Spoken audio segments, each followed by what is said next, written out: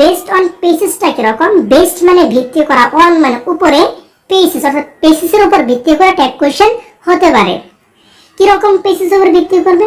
হতে পারে কোনো একটা গল্প আকারে দিতে পারে, বা কাজী নজরুল ইসলামের জীবন কাহিনী নিয়ে দিতে পারে, বা আমাদের প্রফেট হযরত মুহাম্মদ সাল্লাল্লাহু আলাইহি ওয়াসাল্লাম ওনার জীবন কাহিনী তুলতে পারে। এরকম পেসিস আকারে কিন্তু থাকতে পারে।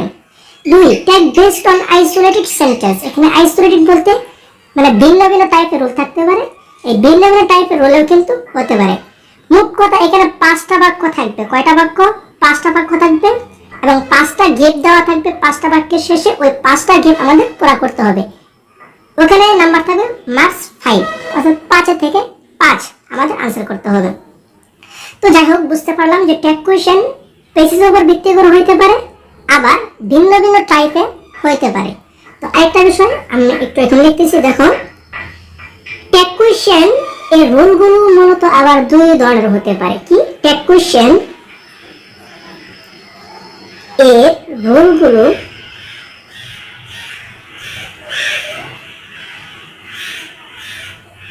মূলত 2 ধরনের। কয় ধরনের? 2 ধরনের। উপরেরটা কি? উপরেরটা হচ্ছে ট্যাগ কোয়েশ্চেন মূলত 2 ধরনের, কিন্তু এরপরেরটা কি? ট্যাগ কোয়েশ্চেনের রুলগুলো মূলত 2 ধরনের। Number 1, general rule. General rule. Number 2, exceptional rule. Exceptional rule. অর্থাৎ জেনারেল বলতে এখানে বা স্বাভাবিক বা সহজ টাইপের যে রুল থাকবে, এবং এক্সেপশনাল বলতে এখানে ব্যতিক্রম টাইপের যে রুল থাকবে। তো জেনারেল থেকে থাকবে 50% এবং এক্সেপশনাল রুল থেকে থাকবে 50%।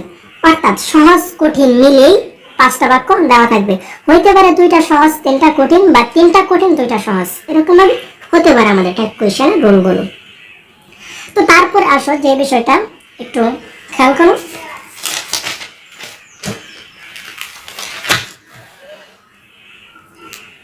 আমরা এই পৃষ্ঠায় চলে গেলাম। যেহেতু আমার ক্যামেরা এখানে ধরতেছে না বেশ একটা বড় করে, তাহলে আমি এখানে চলে গেলাম। একটু খেয়াল করো। এখন আমরা যে টপিকটা বুঝবো সেটা হচ্ছে অজানা কথা। কি? অজানা কথা। একটু খেয়াল করো যে ট্যাগ কোয়েশ্চেন আসলে অজানা কথা। এখানে আমরা কি কি করব সেটা হচ্ছে যে প্রত্যেকটা মানুষেরই বা অনেকের যে অপর নাম দেওয়া থাকে। কি দেওয়া থাকে? অপর নাম দেওয়া থাকে। ঠিক সেম টু সেম এই ট্যাগ কোয়েশ্চেনের অপর নাম দেওয়া আছে, যেটাকে বলা হয় আমরা টেল কোয়েশ্চেন। যদি আমরা বলি কি? টেল কোয়েশ্চেন। অর্থাৎ ট্যাগ কোয়েশ্চেনের অপর নাম হচ্ছে কি? টেল কোয়েশ্চেন। এখানে টেল শব্দের অর্থ হচ্ছে লেজ। এখানে লেজ বলতে কিন্তু আমরা বুঝতে পারতেছি, আমি কিছুক্ষণ আগে একটা উদাহরণ দিয়েছিলাম যে গরুর লেজের কথা বলে। Same to same tail question মানে লেজ কোয়েশ্চেন, অর্থাৎ শেষে যে জুড়ে দেওয়া হবে সেটাই টেল কোয়েশ্চেন। তো ট্যাগ কোয়েশ্চেন আরেক নাম কি? টেল কোয়েশ্চেন, বা এটাকে আমরা বলতে পারি মিনি কোয়েশ্চেন। কি বলতে পারি? Mini question. এখানে মিনি কোয়েশ্চেন কি? আসলে যে মিনি শব্দের অর্থ তোমরা অনেকে জানো যে মিনি বাস বলতে আসলে কি? ছোট bus. Same to same mini question বলতে ছোট একটা প্রশ্ন। তাহলে এখান থেকে আমরা স্পষ্ট ক্লিয়ার যে ট্যাগ কোয়েশ্চেন এর অজানা কথা বা ট্যাগ কোয়েশ্চেনের অপর নাম হচ্ছে কি? টেল কোয়েশ্চেন বা মিনি কোয়েশ্চেনস।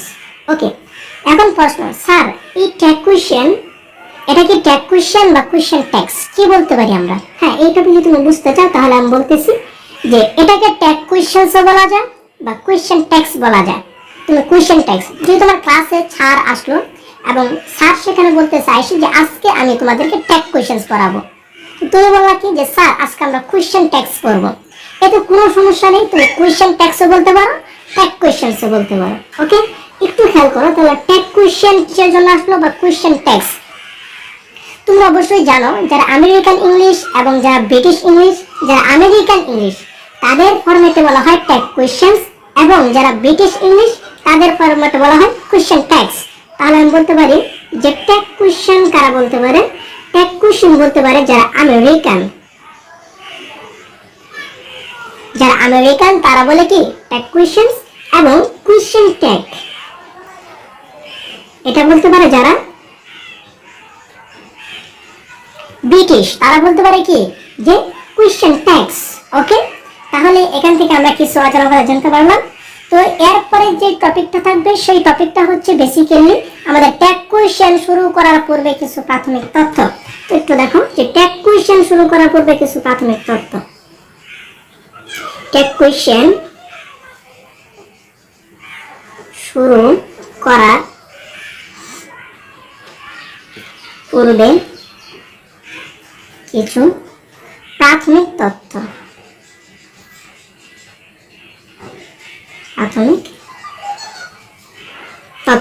তো 4টা স্টেপ আমাদের জানতে হবে। কয়টা স্টেপ? 4টা স্টেপ জানতে হবে। এই 4টা স্টেপের মাধ্যমে আমরা ট্যাগ কোয়েশ্চেন বিস্তারিতভাবে সুন্দরভাবে বুঝবো।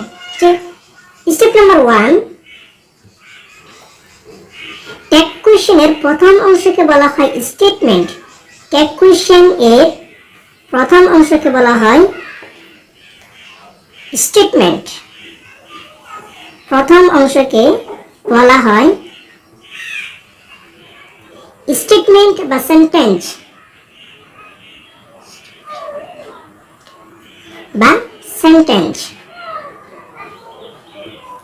নাম্বার 2,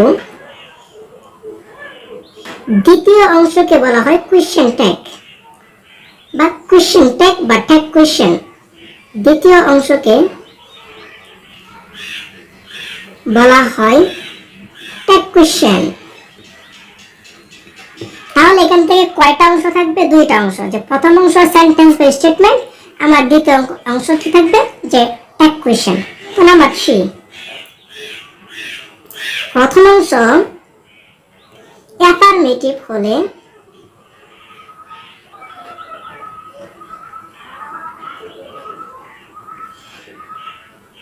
ট্যাগ হবে নেগেটিভ।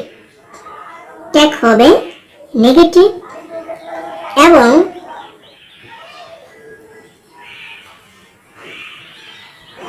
প্রথম অংশ যদি নেগেটিভ হয়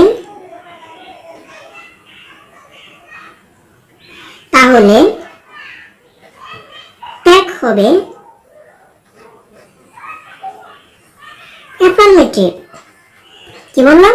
যে প্রথম অংশ অ্যাফার্মেটিভ হলে ট্যাগ হবে নেগেটিভ এবং প্রথম অংশ যদি নেগেটিভ হয় তাহলে ট্যাগ হবে অ্যাফার্মেটিভ। অর্থাৎ আমার এই 2টা বাক্য, যে ট্যাগের প্রথম অংশ এবং দ্বিতীয় অংশ, যদি প্রথম অংশের মধ্যে বাকি নট থাকে তাহলে দ্বিতীয় অংশে নট ব্যবহার করা যাবে না।